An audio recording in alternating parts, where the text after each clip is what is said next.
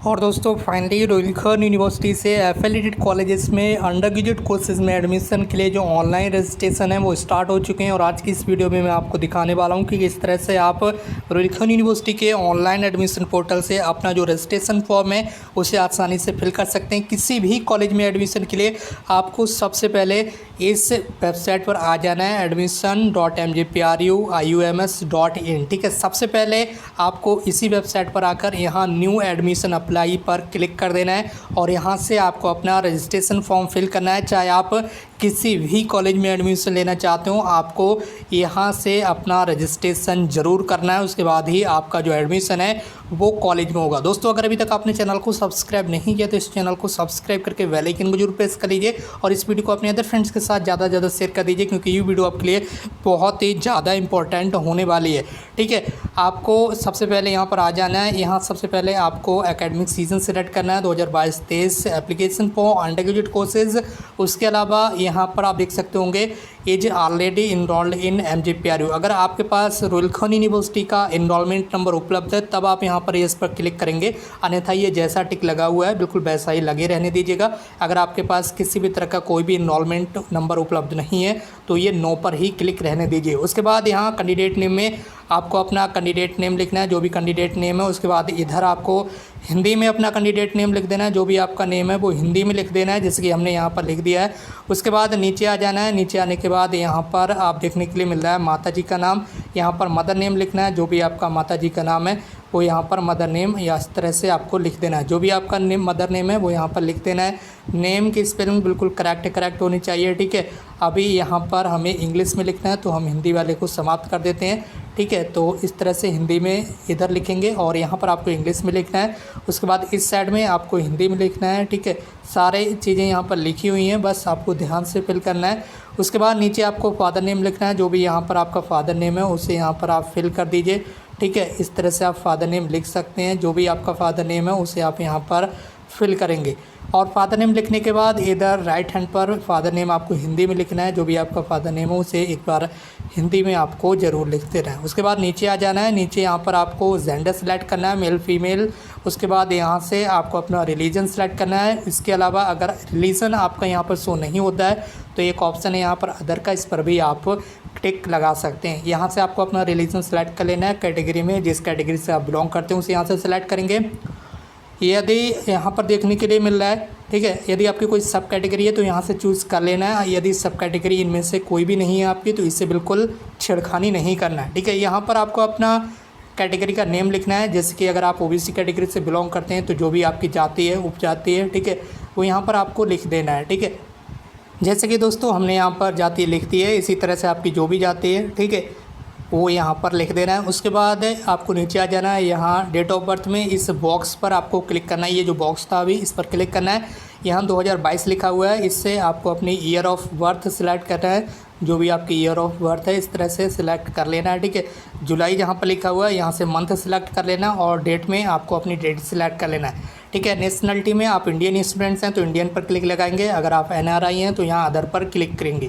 इसके बाद नीचे आ जाएंगे। यहाँ प्लीज़ यहाँ पर देख लीजिए, यहाँ पर स्टेट सेलेक्ट करने के लिए आ रहा है, तो जिस स्टेट से आप बिलोंग करते हैं उस स्टेट को यहाँ से सिलेक्ट कर लेंगे। हम उत्तर प्रदेश में रहते हैं तो उत्तर प्रदेश को सिलेक्ट कर लेते हैं। उसके बाद मीडियम आपका कौन सा है, हिंदी या इंग्लिश, उसे यहाँ से सेलेक्ट करेंगे, जैसे कि हमने यहाँ पर हिंदी सेलेक्ट किया है। उसके बाद यहाँ पर आपको अपना एक मोबाइल नंबर इंटर करना है। जो भी आपका मोबाइल नंबर है वो बिल्कुल करेक्ट होना चाहिए, क्योंकि मोबाइल नंबर पर ही सारे जो रजिस्ट्रेशन नंबर है, पासवर्ड वगैरह वो सारी चीज़ें इस पर भेजी जाएंगी। ठीक है, तो मोबाइल नंबर बिल्कुल करेक्ट लिखना चाहिए। मदर फादर मोबाइल नंबर यहाँ पर पूछ रहा है तो यहाँ पर एक और मोबाइल नंबर अपने पेरेंट्स का आप लिख दीजिए। ठीक है, इस तरह से ये सारी चीज़ें फिल करना कंपलसरी है। उसके बाद नीचे यहाँ पर आइडेंटिटी कार्ड का टाइप पूछ रहा है। ठीक है, अगर आपके पास आधार कार्ड है तो आधार कार्ड सेलेक्ट कर लीजिए, पासपोर्ट है तो पासपोर्ट, ड्राइविंग लाइसेंस है तो ड्राइविंग लाइसेंस, वोटर ID है तो वोटर ID। फिलहाल आधार कार्ड सभी स्टूडेंट्स के पास होगा और ये कंपलसरी भी होता है, तो हमने आधार कार्ड को सिलेक्ट कर लिया। आधार कार्ड का नंबर ही यहाँ पर आपको लिख देना है। आइडेंटिफिकेशन नंबर में ही आपको अपना आधार कार्ड का जो भी नंबर है वो इस तरह से लिख देना है। ठीक है, इस तरह से जो भी आपका नंबर है उसे आप लिखेंगे आधार कार्ड नंबर के आगे। ठीक है, अगर यहाँ पर आप वोटर ID सेलेक्ट करेंगे तो इस साइड में आपको वोटर ID का ही नंबर लिखना है। अगर आप यहाँ पर ड्राइविंग लाइसेंस सेलेक्ट करेंगे तो यहाँ पर आपको ड्राइविंग लाइसेंस, इसी तरह से अगर पासपोर्ट सेलेक्ट करेंगे तो पासपोर्ट का जो नंबर है वो इधर लिख देना है। उसके बाद यहाँ पर आपको अपनी ईमेल आईडी लिखना है। जो भी आपकी ईमेल आईडी है वो फटाफट यहाँ पर लिख दीजिए, बिल्कुल करेक्ट ईमेल आईडी होना चाहिए। उसके बाद यहाँ पर क्या करना है, आपको 12th क्लास का जो रोल नंबर है वो यहाँ पर लिख देना है। ठीक है, जो भी आपका 12th क्लास का रोल नंबर था उसे इस तरह से आप लिखेंगे। उसके बाद 12th क्लास की मार्कशीट का जो नंबर होता है, मार्कशीट नंबर आप इधर लिखेंगे। उसके बाद नीचे आ जाना है, 10th क्लास का आपका जो रोल नंबर है उसे आप यहाँ पर लिखेंगे। And after that 10th class आपने कौन सी ईयर में पास किया है उस ईयर को आप यहाँ से सिलेक्ट कर लेंगे। उसके बाद क्या करना है, यहाँ सबमिट पर आपको क्लिक करना है।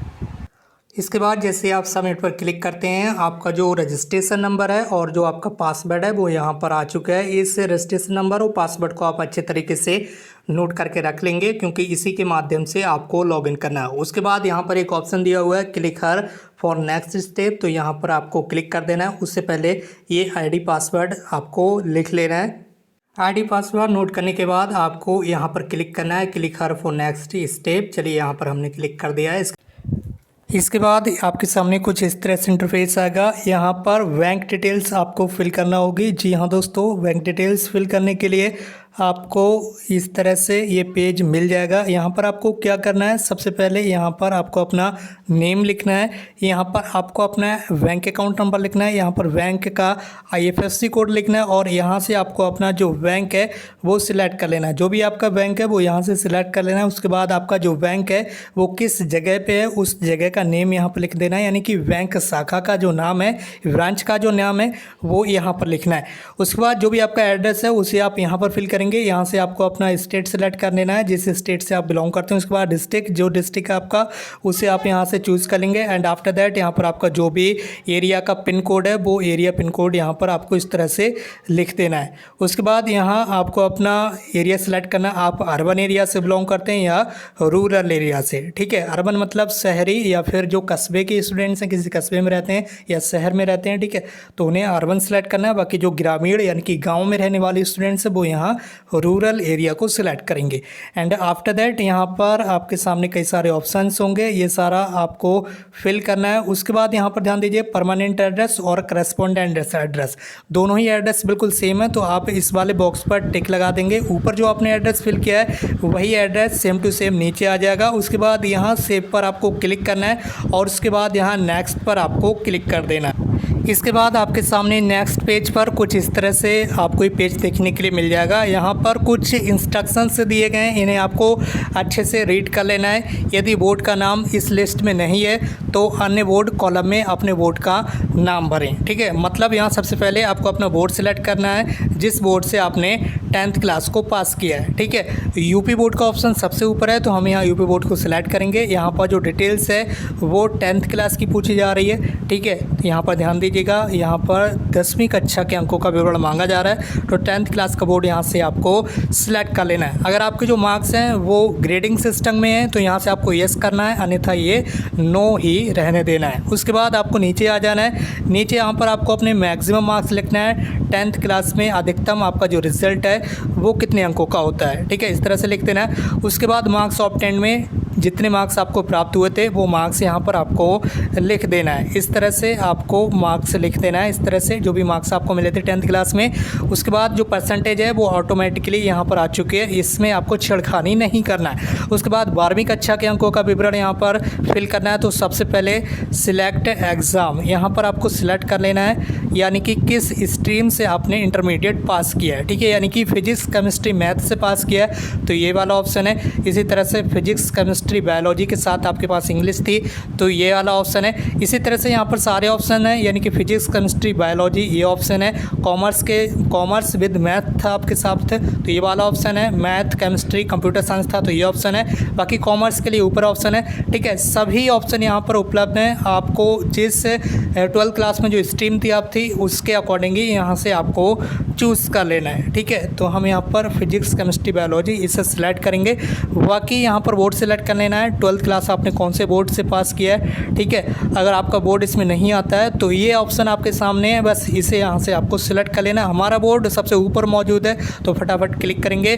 उसके बाद यहाँ उत्तीर्ण वर्ष यानी कि इंटरमीडिएट आपने कौन सी ईयर में उत्तीर्ण किया है उसे यहाँ से सिलेक्ट करेंगे। उसके बाद अगर आपका जो रिज़ल्ट है वो ग्रेडिंग सिस्टम में हैं, यानी कि जो मार्क्स हैं वो ग्रेड में दिए हुए हैं, तो उसे यहाँ से यस करेंगे, अन्यथा इसे नो रहने दीजिए। यूपी बोर्ड में ग्रेडिंग सिस्टम नहीं होता है, मार्क्स लिखे हुए होते हैं। मैक्सिमम मार्क्स में आपका जो रिजल्ट है वो टोटल कितने अंकों का होता है, यूपी बोर्ड में 500 मार्क्स का होता है पीसीबी कैटेगरी में, यानी कि पीसीबी स्ट्रीम में, ठीक है। बाकी आर्ट में भी इसी 500 मार्क्स का ही होता है, बाकी आप अपनी स्ट्रीम के अकॉर्डिंग यहाँ पर फिल करेंगे।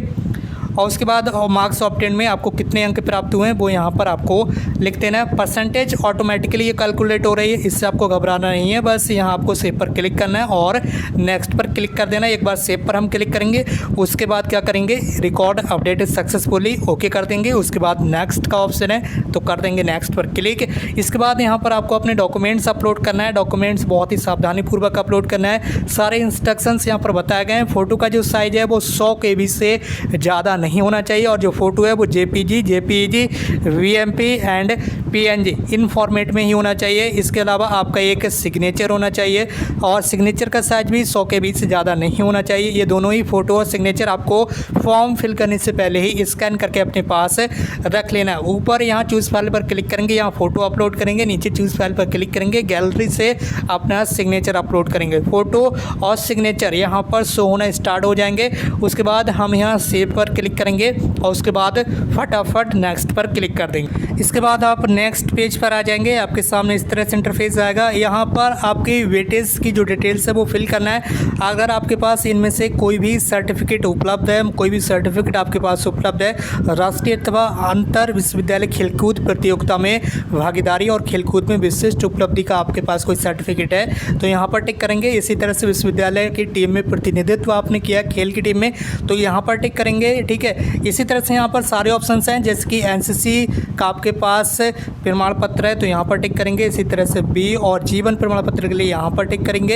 एनएसएस के 2 शिविर पूर्ण करने तथा 240 घंटों की सेवाएं आपके पास का सर्टिफिकेट है तो यहाँ टिक करेंगे। ये आपको अपने अकॉर्डिंग टिक करना है। अगर इनमें से कोई भी सर्टिफिकेट आपके पास है तभी आप यहाँ पर टिक करेंगे। जैसे कि अगर आपको राष्ट्रपति के द्वारा पुरस्कृत किया गया, यानी कि राष्ट्रपति जी के द्वारा आपको कोई पुरस्कार मिला है तो यहाँ पर टिक करेंगे, लेकिन उसके जो सर्टिफिकेट होते हैं वो आपके पास उपलब्ध होना चाहिए, क्योंकि काउंसलिंग के समय वो आपको दिखाना पड़ेंगे ओरिजिनल सर्टिफिकेट, अन्यथा बाद में आपको प्रॉब्लम होगी। अगर आपके पास इनमें से कोई भी सर्टिफिकेट नहीं है तो कृपया करके किसी भी ऑप्शन पर टिक ना लगाएं, बस आपको यहाँ सेव करना है, बाकी आपको नेक्स्ट कर देना है, ठीक है। ओके करना है इधर और इधर नेक्स्ट कर देना है, कोई प्रॉब्लम नहीं होगी। इसके बाद दोस्तों आपके सामने इस तरह से ये पेज आ जाता है। यहाँ पर कोर्स में सबसे पहले आपको अपना कोर्स सेलेक्ट करना है। जिस कोर्स में आप एडमिशन लेना चाहते हैं तो हम यहाँ पर BA को सिलेक्ट कर लेते हैं। उसके बाद इस सब्जेक्ट विषय में सब्जेक्ट पर यहाँ पर क्लिक कर देना है और यहाँ पर आर्ट्स ग्रुप को सिलेक्ट कर लेना है, ठीक है। इसके बाद यहाँ पर कॉलेजेस की जो लिस्ट है वो मिल जाएगी। आप केवल 10 कॉलेजेस को ही यहाँ पर चूज़ कर सकते हैं। अधिकतम 10 कॉलेज को चूज़ करते हैं, 10 से कम में आपकी मर्जी है। आप चाहे तो 1 कॉलेज को ही चूज़ करें या 2 को ही या 3 को ही, लेकिन 10 से ज़्यादा कॉलेज आप यहाँ पर चूज़ नहीं कर पाएंगे। यहाँ पर प्रेफरेंसेस आपको अपने अकॉर्डिंग सेट करना है। मान लीजिए आप जिस कॉलेज में एडमिशन लेना चाहते हैं, ठीक है, उस कॉलेज को आप 1 नंबर पर रखना चाहते हैं तो इस कॉलेज के सामने हम यहाँ पर 1 लिख देंगे। अब आपका दिल किसी और कॉलेज में भी हो रहा है एडमिशन लेने का, ठीक है, इसमें एडमिशन नहीं मिला तो दूसरे में मिल जाएगा हमें, ठीक है। तो हम यहाँ पर दूसरे कॉलेज को भी सिलेक्ट कर लेते हैं। मान लीजिए इस कॉलेज पर हम यहाँ पर एडमिशन लेना चाहते हैं तो इसमें हम 2 लिख देंगे। इसी तरह से आप जितने कॉलेजेस में एडमिशन लेना चाहते हैं, लेकिन एडमिशन एक ही कॉलेज में आपको लेना है, ठीक है। कभी कभी ऐसा होता है कि यहाँ पर एडमिशन नहीं मिल पाता है, सीट कम होती हैं, स्टूडेंट्स ज़्यादा हो जाते हैं, तो ऐसे में दूसरे कॉलेज में आपको एडमिशन लेना होता है। तो उस कंडीशन में यहाँ पर बात की जा रही है। आप केवल 10 कॉलेजेस को ही यहाँ पर चूज़ कर सकते हैं। मान लीजिए इस कॉलेज में भी आपको एडमिशन लेना है तो इसके आगे हम यहाँ पर इस तरह से 3 लिख देंगे। इस तरह से टोटल 10 कॉलेज को आप सिलेक्ट कर सकते हैं और ये नंबर डालने के बाद आपको यहाँ पर सेव पर क्लिक कर देना है। आप यहाँ सेव पर क्लिक करेंगे, आपके सामने कुछ इस तरह से ये नोटिफिकेशन आएगा, रिकॉर्ड सेव्ड सक्सेसफुली, इसे हम ओके कर देंगे। उसके बाद नेक्स्ट पर क्लिक करेंगे। इसके बाद आपके सामने कुछ इस तरह से इंटरफेस आएगा। यहाँ पर आपकी जो सारी डिटेल्स है वो यहाँ पर आपको देखने के लिए मिल जाएगी। सारी पर्सनल डिटेल्स आपको देखने के लिए मिलेगी और यहाँ नीचे आने के बाद आपको आपके बैंक अकाउंट की डिटेल्स, पूरा जो फॉर्म है ये आपको देखने के लिए मिल जाएगा। यहाँ पर आपको नेक्स्ट कर देना है इस तरह से, और इसके बाद आप देख सकते होंगे यहाँ पर और भी कई सारी चीज़ें आपको देखने के लिए मिलेंगी। पूरा जो फॉर्म आपका यहाँ पर आ जाएगा। इसके बाद यहाँ पर आपको टिक लगाना है इस बॉक्स में, ठीक है। यहाँ पर कंफर्म करना है, डिक्लेरेशन को, उसके बाद सबमिट मेक पेमेंट पर क्लिक कर देना है। इस तरह से यहाँ पर जब आप क्लिक करेंगे तो यहाँ पर ध्यान दीजिएगा, please upload your photo, signature and marksheet. ठीक है, ये आपका अपलोड करने के लिए आ रहा है। तो सबसे पहले आप इन सारी चीज़ों को अपलोड कर देंगे फॉर्म फिल करते समय ही।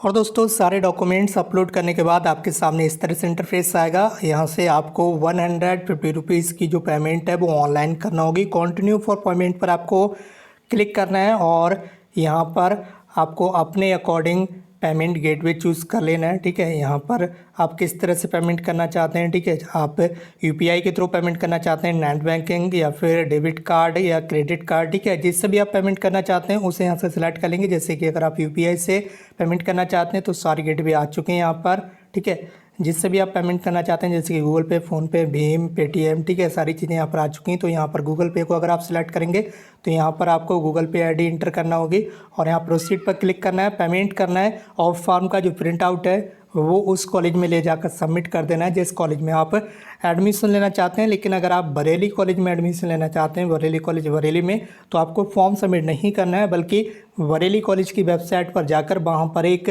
और दूसरा ऑनलाइन एडमिशन फॉर्म फिल करना है जो कि बरेली कॉलेज का है। ठीक है, उनका प्रिंट आउट निकाल कर आपको अपने पास रख लेना है। बाकी जब आप मेरिट में सिलेक्ट हो जाते हैं तो ऑनलाइन फॉर्म में आपके प्रदर्शित होगा कि आपको सिलेक्ट कर लिया गया और बरेली कॉलेज के फॉर्म में ही आपको चेक करना होगा और कॉलेज की तरफ से भी मैसेज आ जाएगा। बरेली कॉलेज के अलावा अगर आप किसी अदर कॉलेज में एडमिशन लेना चाहते हैं तो वहाँ पर आप कॉलेज में जाकर कॉन्टैक्ट कर लीजिए कि आपके कॉलेज में जो एडमिशन है फॉर्म जमा करना होगा हार्ड कॉपी या फिर ऑनलाइन फॉर्म फिल करना होगा।